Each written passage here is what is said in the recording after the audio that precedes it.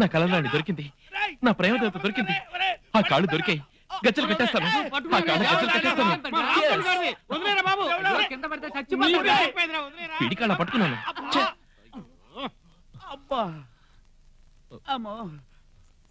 నా గొలుసుకు తగ్గ అందమైన పాదాలు దొరికాయి అనుకుంటే నేను ఆ అమ్మాయి మొహం చూసే లోపలే మీరు నా కల చెడగొట్టారు కదరా.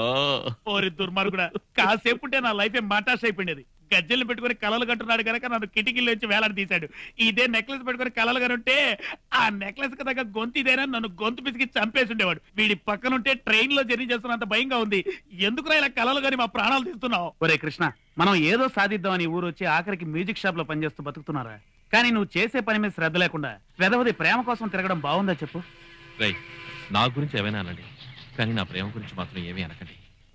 ప్రేమ లేని జీవితం ప్రాణం లేని శరీరం లాంటిది. కలలు కలని జీవితం చంద్రుడు లేని రాత్రి లాంటిది.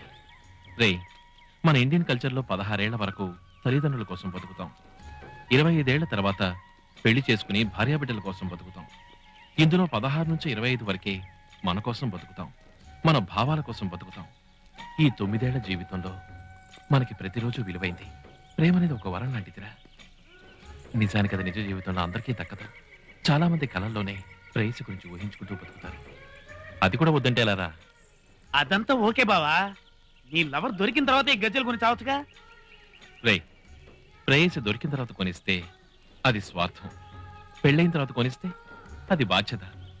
ఏ ప్రతిఫలం ఆశించకుండా నా ప్రేయసి ఎవరో కూడా నాకు తెలియకుండా ఈ గజ్జలతో ఎదురు చూస్తున్నానే.